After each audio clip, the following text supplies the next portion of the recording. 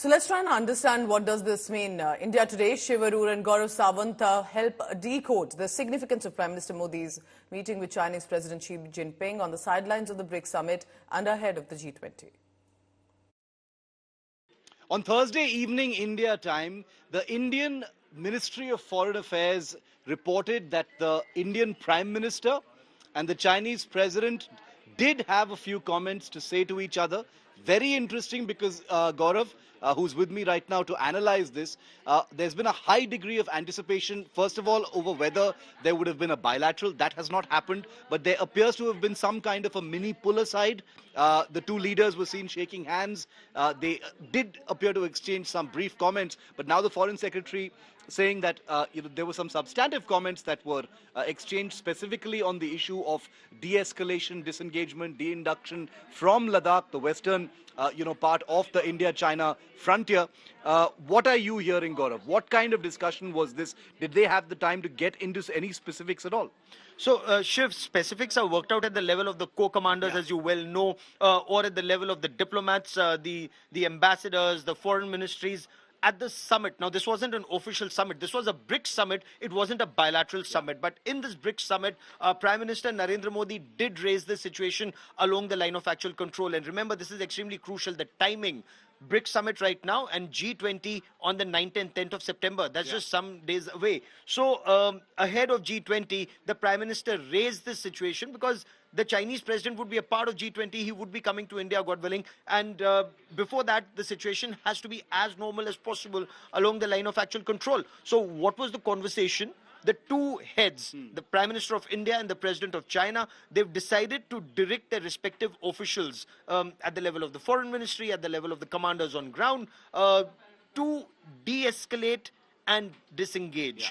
Very crucial words. And Shiv, you understand this terminology. Disengagement and de-escalation. So far, at least in public domain, there is no talk of de-induction. And given the fact that both countries have amassed 50,000 plus troops on either side, de-induction appears to be a tall order. Okay, that's a tall order for now. Just to make it clear for our viewers, the first stage is de-escalation, disengagement, which is where the troops that are massed along the border move back, by a very small distance.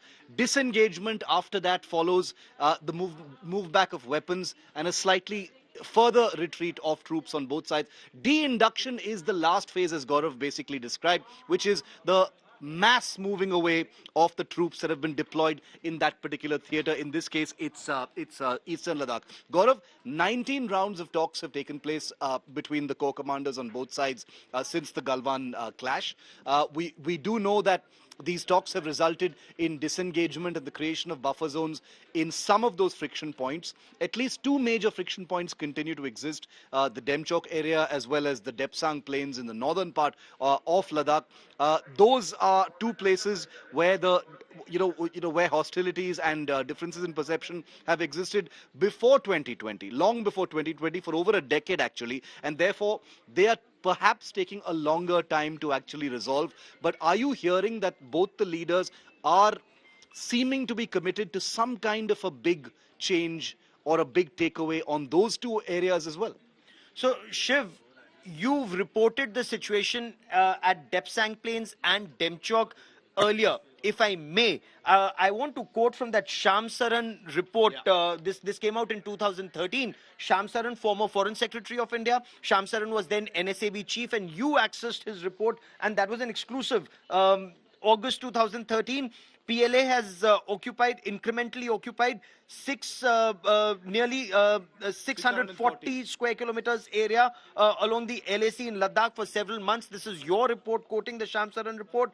Patrolling limits have been incrementally denied to India. What was the 640 square kilometers area?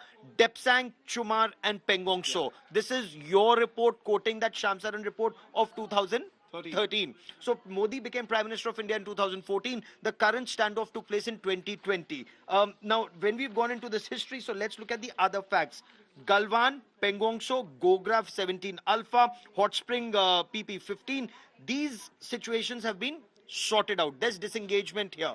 Shiv, a lot of conversation that buffer zone is on Indian side. Yeah. Now, those are half-truths in some instances and absolute lies in others, as you well know. At least this is what commanders on ground tell us. Because a buffer zone means the Chinese do not patrol up to their claim line and we do not patrol up to our claim line. Yeah. So there is a buffer zone in both sides. We do not go up to finger 8, for example, which is the buffer which is our claim line. The Chinese don't come up to 4, Yeah. which is their claim line. So this is where the situation is in these places. In Depsang Plains, the Chinese, from what my sources tell me, and I'm sure you've heard this too from your sources, Chinese insist on reciprocity, and we are not giving them reciprocity just as yet.